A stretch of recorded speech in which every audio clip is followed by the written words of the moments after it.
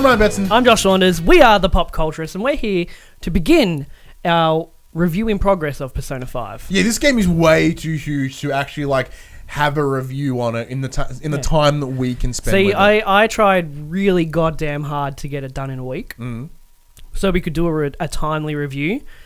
I'm at 50 hours, which is pretty good, but I'm nowhere near finishing this game. Yeah, but we should talk about it because it's a fucking good game. Want a quick rundown of what the Persona 5 is? It is the latest Persona title from Atlus over up in Japan. The game centers around you, a teenage boy who got in a bit of trouble with the law, and you get shipped off to Shibuya, which is essentially a recreated Tokyo, where you meet a whole cast of new friends in school and also decide to change bad people's hearts, make them better. That's the rundown. You can't say much more about it with spoilers. That's totally true. That's essentially it. The Persona games always revolve around going to an alternate universe or an alternate reality to accomplish things, and that's exactly what you do in this game. So let's start off with story, without going into what it is, but how's it presented? Like, what are your thoughts? Because you're we've talked about this a lot, but you're new to the Persona franchise. Thumbs up. Just in terms of, I guess, content and dialogue, how are you feeling it? For what you've seen in your 20 From hours what I've seen, so I've put just under 20 hours. I think I'm seeing about 18 hours at this point, which is pretty good for me. I never really, ever do I get 20 hours into a game. The story's compelling me. It's really, it's noticeably more adult than I originally thought. Now, when I played Persona 4 Golden, right, the story is still adult. It's very much about there's these killer about. People are dying, and it's kind of an adult murdering people and hanging them from murdering people. Yeah. Where this jumps in a different place. This jumps into a place of not murder, but physical abuse and sexual abuse and really dark stuff. Yeah. But it handles it in such a gripping way, and that they use those story beats to pull you forward. Now, the one thing originally, this is something that can be seen in the trailers as well.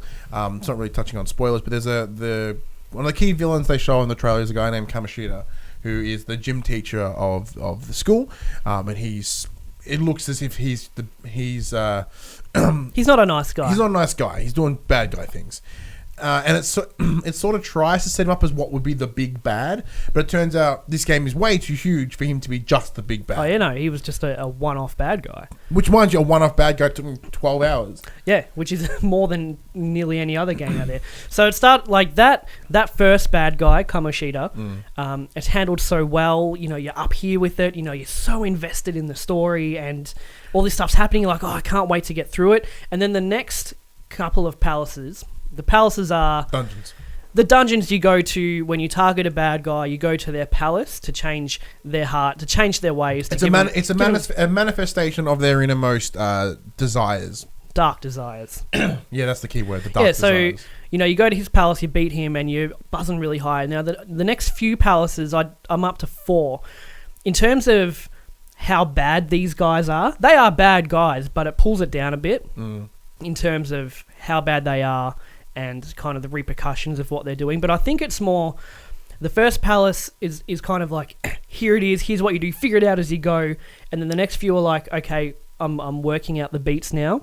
And now I'm at the 4th palace, it's starting to pull back up again. So it gives you a little bit of a rest after a while. With the arc that they use with Kamoshida, it is pretty dark and fucked.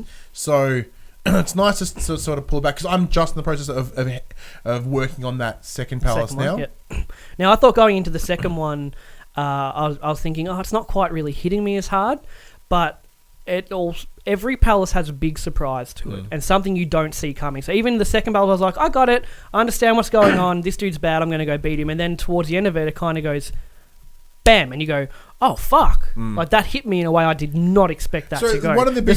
Oh, sorry, go ahead. I was going to say the story writing of this game is phenomenal. And a lot of that writing is obviously presented with the characters that you meet and the characters that you deal with. So being the life simulator-esque that it is, it has you sort of building...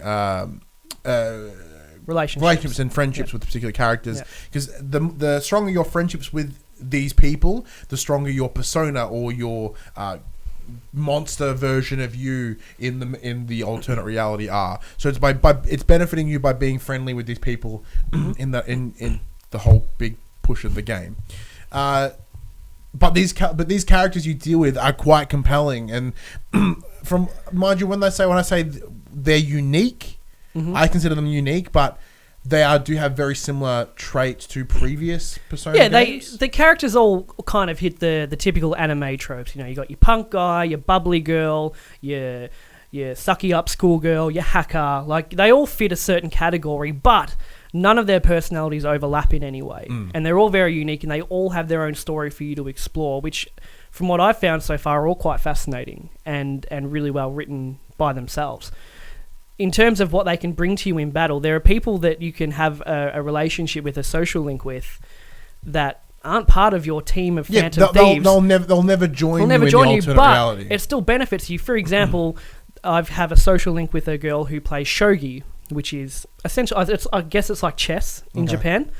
And it's like, you can start talking to this girl. I'm like, okay, fine. I did the first one. And she goes, I'm going to try new moves on you because you're a fucking noob. I'm going to smash you, and then I'll teach you some new moves. So I did it, and then bang. From now on, my character can swap party members out during battle because she taught me strategy. Nice. So it's amazing how all these characters just tie into the overall story.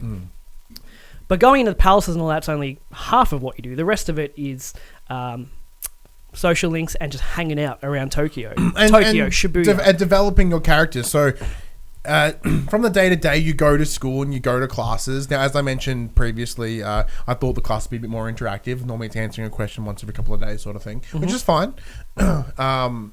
And then you have an after school / evening period where you can do 1 to 2 sort of tasks per day, whether that be reading books or being friends or going to a movie or going out to eat. All of the activities that don't involve hanging out with a friend increase your social stats. Yep. You got 5. You got knowledge, charm, guts. Kindness, proficiency, and guts, and they all those stats. There are certain social links you can't go any further with unless you have level 3 guts or level 2 kindness. So everything you do just ties back together so magnificently. Speaking of in school, I found out I managed to get a social link up with my teacher. And after a couple of ranks, each social link has 10 ranks to go through, she'll be like, "You've really helped me out. Every now and then I'll let you slack off in class." And you get like a free period to read a book or text people and stuff. Oh, yeah. And then you go even higher, and she goes, "I'll convince the other teachers to give you a bit of time as well every now and then." So you get more of a day to play with. Yeah. You can't leave the class, but you can read some books. Cool, because one thing you want to do, because we're getting a bit off track here, but like one of the things I like is the reading of the books, because it boosts your stats and it's really quite handy and it's really easy to do. And I think there's a trophy for all the books as well. So I'm like, because as I'm playing, because I'm intrigued enough, I'm like, maybe I should try a trophy run this and see how far I go. Yeah. Do you have 180 hours to spend? Because that's the average time for the platinum trophy. I don't know. I'm gonna try it. You're gonna try it? Yeah, until a new game comes along. Yeah, there's plenty of new games. So that's a really cool little feature. Yeah. There's a lot of systems in this game that you sort of don't realize, and which is great because there's all these systems at play that work so harmoniously with each other. It sounds so complicated to explain, but when you're playing the game, it really does do it. Now, granted, the first which sounds so bizarre, the first 5 hours is really all tutorial. Oh, yeah. It's teaching you step by step all the little things you need to know. I'd argue up until after the first palace is tutorial. I guess because even Kamoshida's palace is teaching you how to deal with a palace. Yeah. So it probably 12 hours of tutorial, but it's not like, now you do this, now you do that. Like, it's not that... The tutorials they're implemented into the gameplay, so it's not jarring. You know, there are tutorials that won't pop until this particular thing happens. Like in combat, you know, you won't get the knockdown tutorial until you get knocked down. So it's not like here's 10 in a row, just spaced out as they happen. When something you need to know happens, we'll let you know. And that's probably one of the big benefits of this game is, especially when it comes down to, say, you do your school, whatever. Like, you are given a set period of time to tackle a palace, but you could literally do it in the first 2 days, and you've got the rest of that allocated time to do whatever you want. It's that free time. It's that choice. Yeah. And one of the big things I like about this game is the choice. Now this is a very linear story in some ways. So there are moments where when you're doing the palace and when you've done it, you've got the spare days, you're working out your spare days, you're just all you're doing is building social links and doing all those stat building stuff. And then at the end of that time, it then brings you back. It restricts your freedom to push more of the story, which is cool. But at the same time, that's when the game dipped for me again. Like Ryan said, there'll be certain times, certain story beats where, you go to school and then after school you have to do this and then you're too tired to do anything, so you're made to go to bed, and that can happen for 3 or 4 days in a row. So you feel like you've actually achieved almost nothing. Even though you're pushing the story. What were you pointing at? No, it's still good. No, it's still good. Thanks, Dylan. So even though it's still pushing the story forward, it still feels like it's pulling you back a lot. And I've seen this complaint online a lot too, and a lot of it comes, for me, from Morgana. The cat, the mascot cat who decides to live with you for the game, and it's more when it's in Persona 4. If you go into the TV in the midnight channel and then you come back and it's the evening and you go to do something, it's in a monologue. I'm really too tired for this. I'm just going to go to bed. I think, and you're like, cool, that actually makes sense. I did work pretty hard, so I guess. But in this, instead of your character making the choice to go to bed, it's always Morgana who pipes up because she's in your backpack. He's in your backpack all the time. Steps up and says, "No, you should go to sleep." Like, no, I want to make that fucking choice for myself. Just fuck off. Like, I want to go and do this. It's like, okay, well, what? There's a little workshop in your room. Like, okay, well, maybe I can make some lockpicks. Oh, no, you're too tired to make lockpicks. I'm like, I am. Yeah, it's the way it's presented, like that block of like, no, you can't do anything else for the rest of the day. The way it's presented as that choice being made for you instead of your character making that choice is what can get frustrating. Now, something I'm not sure of, and I think you might be able to clarify. And when they do the calendar dates, right? There's like black, red, and blue dates. Do they mean anything? Black is your at school. Blue is a day off, and red is something else. So I'm finding the red days the lock days where you don't actually really get to do anything. Oh no, because I'm in school holidays now, and every day is red for like 3 weeks. Okay.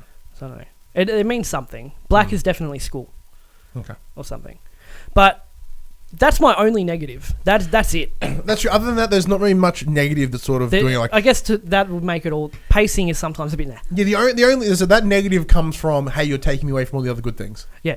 I want to go do all this cool stuff. All the things that I really want to do, like build my character. I want to go see the movie called The Cake Knight Rises. Like, the localization is great. The reason the dialogue is so enjoyable is because the characters speak like we do. They speak in the slang, we ought to go fuck that guy up. Yeah. That's how we speak. It's localized so well, even to the point of the movies and the DVDs you can see are all plays on our TV shows. We've got the Z-Files, Golden Hills 91210, The Cake Knight Rises. Like, it's all... it's just funny, and you get it. Even with the video games you can play, they're all... I play video games.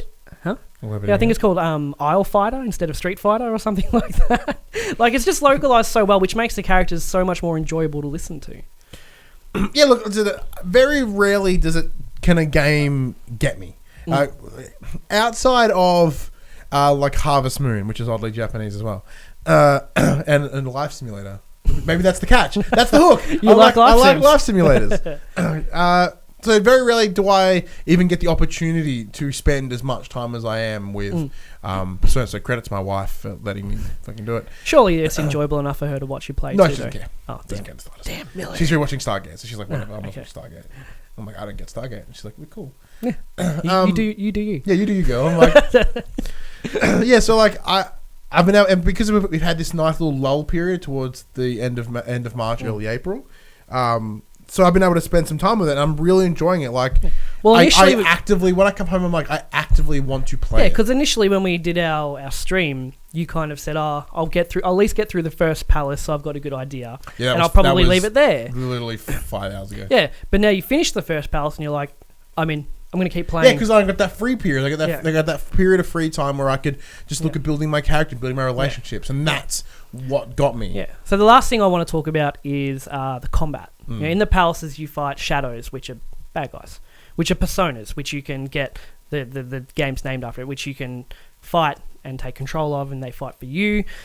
The combat it's so simple but so complex at the same time. It's simple turn-based combat. Your turn, your turn, your turn, their turn, their turn. But and just go sometimes the back order and forth. switches. It's But like the order you, can them, switch. you. I don't know how it decides the order. It depending on whether you ambush them or Yeah. whether they hit you. Yeah. I think that's what can alter the Yeah, order. but in combat, there's elements. So you've got your fire, your ice, but you've also got about 10 elements. You got your guns, which you can shoot with for range damage. But then there's also if you knock an enemy down, you get another turn. Yes. So if I go frost spell on you and they fall down, it goes boom, you get another turn. You can go, that other enemy standing up is weak to electricity. Ryuji is electricity. I'm going to baton pass my extra turn to Ryuji, and then he can do the lightning to knock them down. Yeah. And then because all the enemies are down, we can do a big group attack. Or we can talk to the persona hold and get them them up. to do a hold up with all your And guns. so you hold them, they're like, give me your persona. And Yeah. they're like, no. And then You you converse with them, they're Yeah. like, yeah, here you go. You get 3 options: either lend me your power, so let them join you as a persona, give me money, or give me items. But now I always go, lend me your power.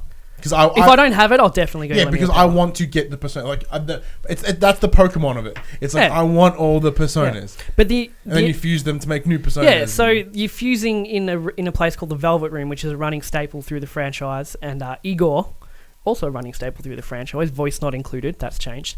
I believe the gentleman passed away. Yeah, he did. The Japanese gentleman passed away.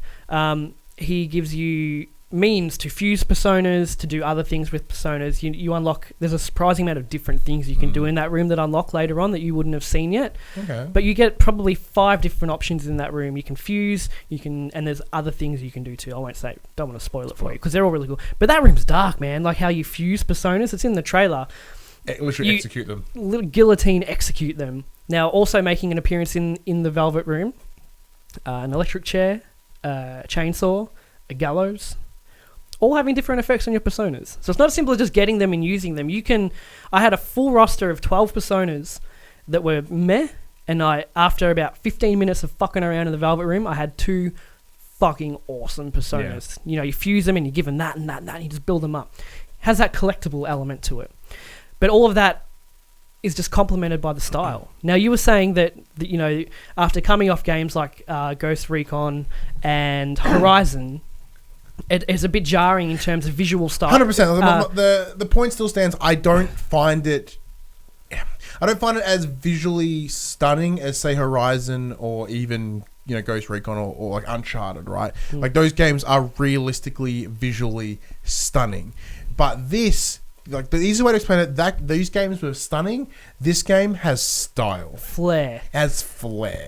Like everything about it is consistent with its style. It's all the reds and the blacks and the whites and the sharp contrasting, the sharp and the animes and like the little quick cuts and how it zooms in and like it's awesome. Yeah, even going through a palace, you have like little like red foot drops behind you, just little things that even the chat dialogue, when you're talking to someone and they kind of gasp, it brings up like their eyes like really big on the screen. Just everything in this game just complements itself to create a fucking masterpiece. It's great so far. Now, as we said, this is just a review in progress. There is still more to come, I am sure. I am hoping to have it done by the time we record next week. Oh, really? You want to spend the next... Well, we got a long weekend, and I was hoping Ukulele came today, but it didn't. So I'm playing Persona all weekend.